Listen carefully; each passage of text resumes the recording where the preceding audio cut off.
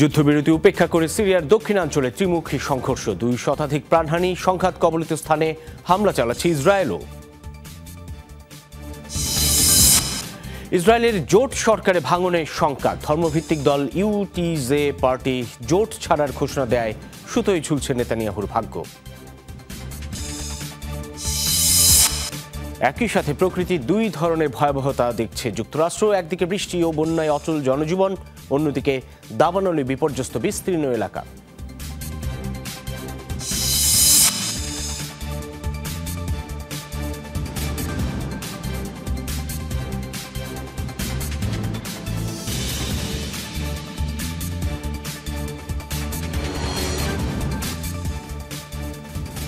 শিরোনাম দেখছেন যমুনা আইরিসকে। এসবের বিস্তারিত সহ আন্তর্জাতিক অঙ্গনের আরও খবর নিয়ে আপনাদের সঙ্গে আছি আমি সাইফুদ্দিন রবিন।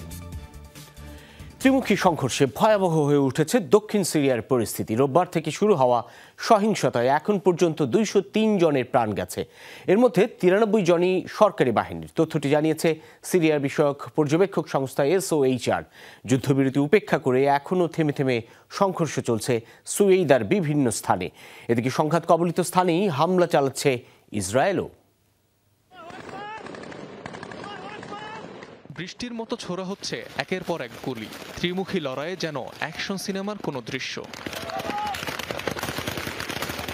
গেল কয়েকদিন ধরেই এমন থ্রিলার দৃশ্যের প্রদর্শনী চলছে দক্ষিণ সিরিয়ায়। নজিরবিহীন সংঘাতে জড়িয়েছে সুয়েইদা শহরের দ্রুজ ও বেদুইন মিলিশিয়ারা। এর সাথে নাম লিখিয়েছে সিরিয়ার সরকারি বাহিনীও। যুদ্ধবিরতি ঘোষণা করা হলেও তা মানছে না কোনো পক্ষই। আরও ভয়াবহ হয়ে উঠেছে দক্ষিণ সিরিয়ার পরিস্থিতি। থেমে থেমে সংঘর্ষ চলছে সুয়েদার বিভিন্ন স্থানে। ক্ষতিগ্রস্ত আল মাসলাখ, আল কৌম, রাসাস, কানাওয়াত এলাকা।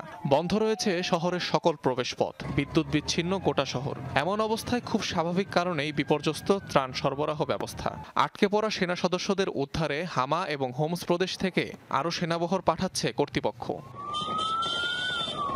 এদিকে সংঘাত কবলিত এলাকাতেই হামলা চালাচ্ছে ইসরায়েল। সংখ্যালঘু দ্রুজ সম্প্রদায়কে রক্ষায় এই অভিযান দাবি তেল আবিবের।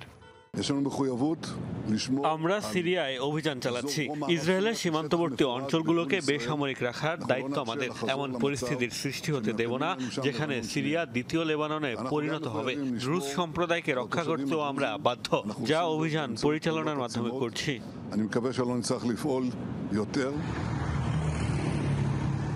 সুন্নি বেদুইনদের সাথে দ্রুজদের সংঘাতের ইতিহাস দীর্ঘদিনের। তবে সম্প্রতি 2 গোষ্ঠীর বিরুদ্ধে একে অপরের বাসিন্দাদের অপহরণের অভিযোগ কেন্দ্র করে নতুন করে শুরু হয় সহিংসতা। দক্ষিণাঞ্চলীয় সুয়েদা শহরটি সিরিয়ার সবচেয়ে বড় দ্রুজ অধ্যুষিত আবাসস্থল, যেখানে প্রায় 7 লাখ ধর্মীয় সংখ্যালঘু দ্রুজের বসবাস। কয়েক মাস আগেও সিরিয়ার সরকারি বাহিনীর সাথে নজিরবিহীন সংঘর্ষে জড়ায় গোষ্ঠীটির সদস্যরা। অনিক রহমান, যমুনা নিউজ। গাজায় অব্যাহত রয়েছে ইসরায়েলের বর্বর হামলা। বৃহস্পতিবার ভোর থেকে মৃত্যু হয়েছে অন্তত 43 ফিলিস্তিনির। দক্ষিণ গাজার খান ইউনিসে ত্রাণ বিতরণ কেন্দ্রে আবারও খাবার নিতে আসা ফিলিস্তিনিদের উপরে হামলা করে ইসরায়েল। ত্রাণ সংগ্রহকারীদের লক্ষ্য করে ছোড়া হয় টিয়ার গ্যাস। পদদলিত ও নিঃশ্বাস আটকে নিহত হয় 15 জন। এদিকে IDF-এর ছোড়া গুলিতে নিহত হয় আরও 6 জন। হামলা হয় ফিলিস্তিনিদের আশ্রয় শিবিরেও। কথিত নিরাপদ ঘোষিত আল মাওয়াইসিতে তেল আবিবের হামলায় নিহত হয় অন্তত 9 জন। লেবাননে হিজবুল্লাহ সদস্যদের অবস্থান লক্ষ্য করে বিমান হামলা চালিয়েছে ইসরায়েল। প্রাণ গেছে কমপক্ষে 12 জন। তাদের মধ্যে 5 জনই হিজবুল্লাহ সদস্য বলেই জানা গেছে। মঙ্গলবার উত্তরাঞ্চলীয় বেকা উপত্যকা এবং পূর্বাঞ্চলীয় বালবেক শহরে চালানো হয় এই হামলা। টার্গেট করা হয় অঞ্চলগুলোতে অবস্থিত হিজবুল্লাহর ঘাঁটি, অস্ত্রাগার, প্রশিক্ষণ কেন্দ্র সহ শরণার্থী ক্যাম্প। IDF-এর দাবি, স্থানগুলো ব্যবহার করে ইসরায়েলে হামলার পরিকল্পনা করছিল হিজবুল্লাহর এলিট বাহিনী রাদওয়ান ফোর্সের সদস্যরা। নভেম্বরে হিজবুল্লাহর সাথে যুদ্ধবিরতি কার্যকর হলেও তা উপেক্ষা করে লেবাননের বিভিন্ন অঞ্চলে হামলা চালিয়ে আসছে তেল আবিব। চুক্তির শর্ত ভেঙে এখনও দেশটির দক্ষিণাঞ্চল থেকে সেনা প্রত্যাহার করেনি IDF। সুতোই ঝুলছে ইসরায়েলের প্রধানমন্ত্রী বেনিয়ামিন নেতানিয়াহুর ভাগ্য। আবারও ভাঙনের শঙ্কায় দেশটির সরকার জোট ছাড়ার ঘোষণা দিয়েছে ধর্মভিত্তিক দল ইউটিজে পার্টি। 48 ঘন্টার মধ্যে কার্যকর হওয়ার কথা আল্ট্রা অর্থোডক্স অনুসারীদের পদত্যাগ। এর মধ্যে তাদের নেসেটে ফেরানোর ব্যবস্থা করতে না পারলে মাত্র 1 আসনে ব্যবধানে টিকে থাকবে ক্ষমতাসীনদের সংখ্যাগরিষ্ঠতা। ইউটিজে পার্টিকে অনুসরণ করতে পারে আরেক আল্ট্রা অর্থোডক্স দল শাসও, আর তাহলেই ভেঙে যাবে জোট সরকার। মাস আগে ইসরায়েলের সরকার থেকে সরে যাওয়ার ঘোষণা দেন ইউনাইটেড টোরা জুডাইজম ইউটিজে এর প্রধান ইৎসাক গোলনফ। এবার জোট সরকার ছাড়ার ঘোষণা দিয়েছেন তার দলের বাকি আইন প্রণেতারাও। এই মুহূর্তে ইউটিজের দখলে আছে নেসেটের 6টি আসন। এগুলো হারালে পার্লামেন্টের 120টির মধ্যে মাত্র 61টি আসন থাকবে ক্ষমতাসীন জোটের দখলে, অর্থাৎ সুতোয় ঝুলে যাবে প্রধানমন্ত্রী বেনিয়ামিন নেতানিয়াহুর ভাগ্য।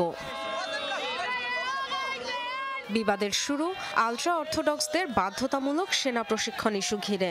ইসরায়েলের আইন অনুযায়ী সব নাগরিকের জন্য সামরিক প্রশিক্ষণ নেওয়া বাধ্যতামূলক হলেও এই বিধির আওতামুক্ত আলট্রা অর্থোডক্স অনুসারী হারেদি সম্প্রদায়। সম্প্রতি গাজায় লাগাতার অভিযানের জেরে সেনা সংকট তীব্র হওয়ায় হারেদি তরুণদেরও সেনাবাহিনীতে অন্তর্ভুক্ত করার তোড়জোড় শুরু করে নেতানিয়াহু প্রশাসন, যার জেরে বিক্ষোভ সহিংসতাও হয়েছে। এই ইস্যুতে গত মাসেই নেতানিয়াহুর শেষ মুহূর্তের আপোষে নেসেটে এক ভোটাভুটিতে টিকে যায় সরকার। আবারও সংকটে নেতানিয়াহুর জোট। ইউটিজে সরে গেলে জোটের ভাগ্য নির্ভর করবে আরেক আলট্রা অর্থোডক্স দল শাসের উপর। নেসেটে 11টি আসন থাকায় এখন তাদের পদক্ষেপ কি হবে সেটাই সবচেয়ে গুরুত্বপূর্ণ। বেনিয়ামিন নেতানিয়াহু ইসরায়েলের জন্য নয়, বরং জোট বাঁচানোর জন্য লড়ছেন। জোটকে প্রভাবিত করতে না পারলে পদের বাইরে চলে যেতে হবে তাকে। এটা স্পষ্ট যে তিনি সংকটে আছেন। ক্ষমতা ধরে রাখতে আলট্রা অর্থোডক্সদের সাথে রাখতেই হবে তাকে। অবশ্য দর কষাকষির কিছুটা সুযোগও পাবেন প্রধানমন্ত্রী বেনিয়ামিন নেতানিয়াহু। কোনো ক্রমে জুলাই মাসটা কাটিয়ে দেয়া গেলে গ্রীষ্মকালীন মুলতবি হবে পার্লামেন্টের, আর তখন 3 মাস সময় মিলবে হারেদিদের মানানোর জন্য। এককভাবে কারো ক্ষমতায় আসার নজির নেই ইসরায়েলে। আদর্শগত সমঝোতার মধ্য দিয়ে গঠন করতে হয় জোট সরকার। দেশটিতে সবচেয়ে বেশি সময় ক্ষমতায় থাকা বেনিয়ামিন নেতানিয়াহুকেও গদি বাঁচাতে বারবারই নির্ভর করতে হয়েছে আলট্রা অর্থোডক্স পার্টির উপর। এর আগেও জোটে নানা টানাপোড়েনের পরও বছরের পর বছর টিকে থাকার অনন্য রাজনৈতিক কৌশলের নমুনা দেখিয়েছেন নেতানিয়াহু। ডরোথি তাসরিন, যমুনা নিউজ। ইরাকের স্বায়ত্তশাসিত কুর্দিস্তানে যুক্তরাষ্ট্র মালিকানাধীন একটি তেল ক্ষেত্রে ড্রোন হামলা হয়েছে। হামলার জেরে বন্ধ করে দেওয়া হয়েছে দুহক প্রদেশে অবস্থিত সারসাং নামের জ্বালানি স্থাপনাটি।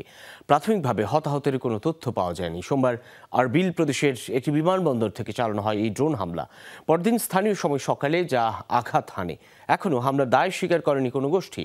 নিরাপত্তা নিশ্চিত না হওয়া পর্যন্ত সব কার্যক্রম স্থগিতের ঘোষণা দিয়েছে মার্কিন তেল কোম্পানিটি। এদিকে প্রদেশটির খুরমালা তেল ক্ষেত্রে আরও 2টি ড্রোন হামলার খবর পাওয়া গেছে।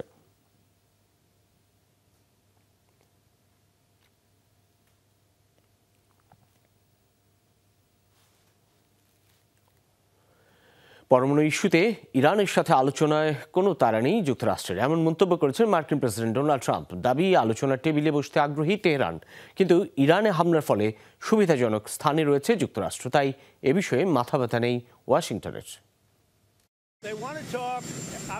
ইরান কথা বলতে চায়, কিন্তু আমার কোনো তাড়া নেই, কারণ আমরা তাদের স্থাপনা ধ্বংস করেছি। তাদের আবার সব নতুন করে শুরু করতে হবে, কেননা কোনো কিছুই আর ব্যবহারযোগ্য নেই। অন্য কোনো পাহাড় বেছে নিতে হবে তাদের।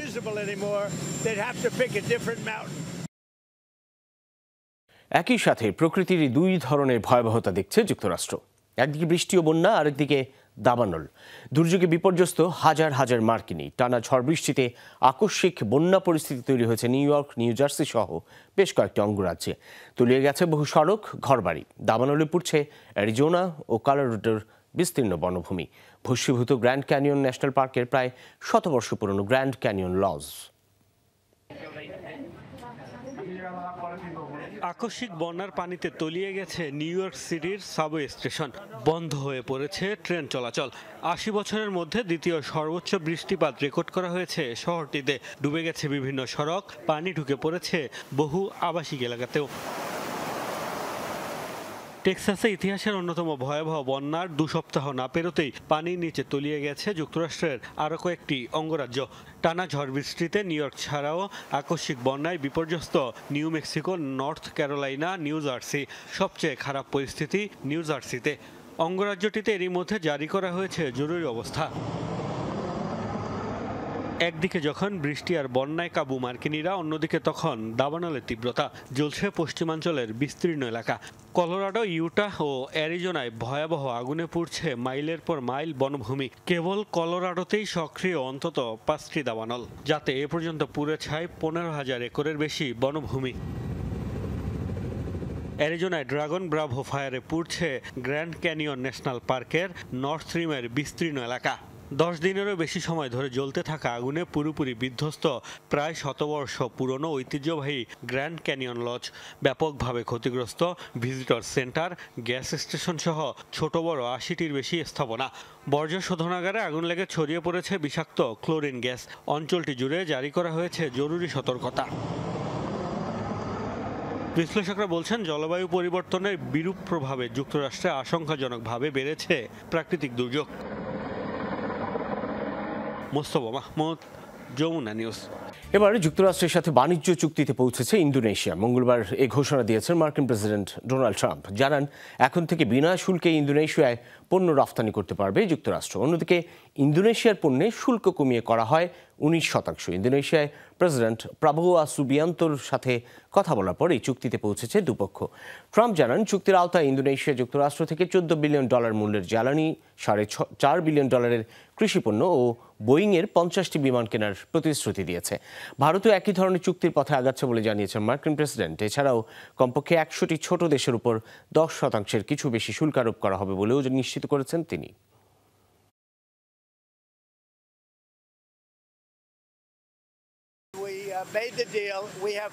ইন্দোনেশিয়ার সাথে একটি চুক্তি করেছি। তাদের প্রেসিডেন্টের সাথে কথা বলেছি, যিনি খুবই জনপ্রিয়।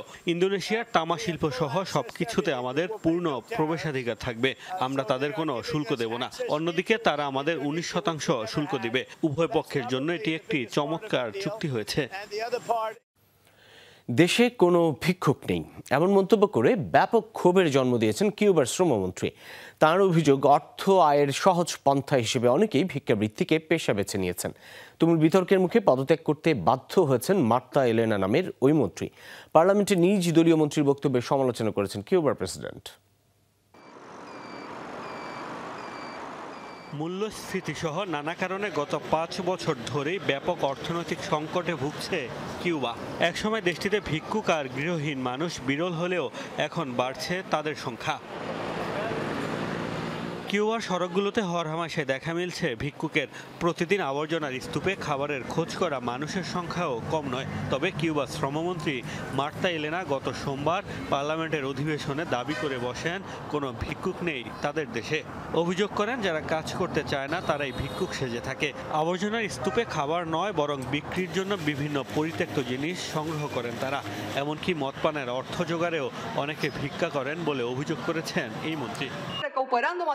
আমরা এমন কিছু মানুষ দেখেছি যাদের হাতের দিকে, পোশাকের দিকে তাকালে বোঝা যায় তারা ভিক্ষুক সেজে রয়েছে। আসলে কিউবায় কোনো ভিক্ষুক নেই। যারা কাজ করতে চায় না তারাই উপার্জনের একটি সহজ উপায় খুঁজে নিয়েছে। সরকারের গুরুত্বপূর্ণ পদের একজনের এমন মন্তব্যে ব্যাপক ক্ষেপেছেন কিউবার সাধারণ নাগরিকরা। নিজ দলের মন্ত্রীর সমালোচনা করেছেন কিউবার প্রেসিডেন্টও। এমনকি তোপের মুখে পদত্যাগে বাধ্য হয়েছেন মার্তা এলেনা। আমাদের বাস্তবতা বিবর্জিত হয়ে অহংকারী হয়ে কাজ করা উচিত নয়। সমস্যা মোকাবেলার সময় মানবতা ও সংবেদনশীলতার সাথে কাজ করতে হবে। যারা কোনো খারাপ পরিস্থিতিতে রয়েছে তাদের প্রতি সহানুভূতি দেখাতে হবে।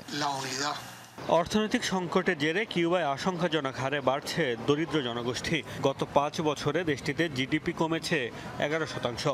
সবচেয়ে বিপাকে প্রবীণরা। অবসর নেয়ার পর তারা পেনশন পান মাত্র 2000 কিউবান পেসো। সে কারণেই প্রবীণদের অনেকেই বাধ্য হয়ে পেশা হিসেবে বেছে নিচ্ছেন ভিক্ষাবৃত্তিকে। মোস্তফা মাহমুদ, যমুনা নিউজ। ইয়েমেনে মৃত্যুদণ্ডপ্রাপ্ত ভারতীয় নার্স নিমিষা প্রিয়ার ফাঁসির আদেশ স্থগিত করেছে দেশটির কর্তৃপক্ষ। সংশ্লিষ্ট সূত্রের বরাতে বিষয়টি জানিয়েছে ভারতের পররাষ্ট্র মন্ত্রণালয়। বুধবারের অর্থাৎ আজই তার মৃত্যুদণ্ড কার্যকর হওয়ার কথা ছিল। এর আগে নিমিষা প্রিয়ার মৃত্যুদণ্ড ঠেকাতে ইয়েমেনের হুতি কর্তৃপক্ষের কাছে আবেদন করে ভারত। তবে তাকে ভারতে ফেরত পাঠানো কিংবা মুক্তি দেওয়ার বিষয়ে কোনো সিদ্ধান্ত আসেনি। বর্তমানে হুতি নিয়ন্ত্রিত ইয়েমেনের রাজধানী সানার একটি কারাগারে সাজা ভোগ করছেন ওই ভারতীয় নার্স। ব্যবসায়িক সহযোগী এবং ইয়েমেনের নাগরিক তালাল আব্দু মাহাদিকে হত্যার দায়ে 2020 সালে মৃত্যুদণ্ড হয় নিমিষা প্রিয়ার।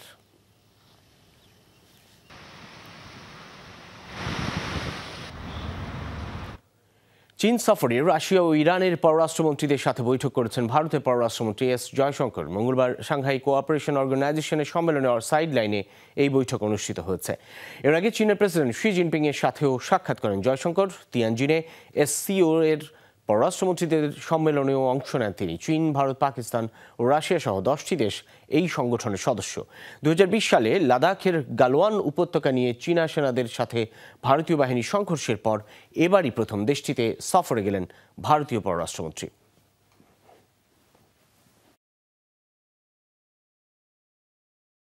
জ্বালানি চোরাচালানের অভিযোগে ওমান উপসাগরে একটি বিদেশি তেলের ট্যাঙ্কার জব্দ করেছে ইরান। আটক করেছে 17 ক্রুকে। 20 লাখ লিটার তেল ছিল ট্যাঙ্কারটিতে। বুধবার ইরানের মেহের নিউজ এজেন্সি জানিয়েছে এই তথ্য।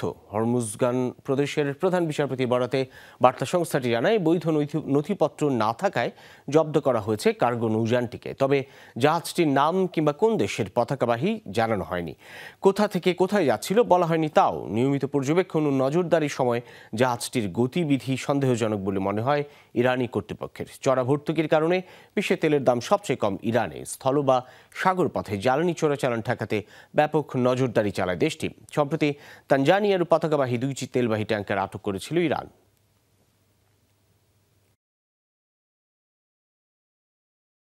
ব্রিটেনে প্রায় 200 বছর পুরনো সিকামোর গ্যাপ গাছ কাটার অপরাধে 2 ব্যক্তিকে সাজা দিয়েছে আদালত। 2023 সালে রাতের আধারে ড্যানিয়েল গ্রাহাম ও অ্যাডাম ক্যারুথার নামের 2 ব্রিটিশ নাগরিকের বিরুদ্ধে গাছটি কাটার অভিযোগ প্রমাণিত হয়। তাদের 2 জনকে 4 বছর 3 মাসের জন্য কারাগারে পাঠানোর নির্দেশ দেওয়া হয়। ইংল্যান্ডের উত্তরাঞ্চলে নৈসর্গিক হ্যাড্রিয়ান্স ওয়াল এ ছিল প্রকাণ্ড গাছটির অবস্থান। অপরূপ সৌন্দর্যের কারণে স্থানে ধারণ করা হয়েছে বিভিন্ন সিনেমার দৃশ্য। ছবি তোলা কিংবা বিয়ের প্রস্তাব দেওয়ার স্থান হিসেবে স্থানীয় সহ বিদেশিদের পছন্দের তালিকায় ছিল সিকামোর গ্যাপ গাছটি।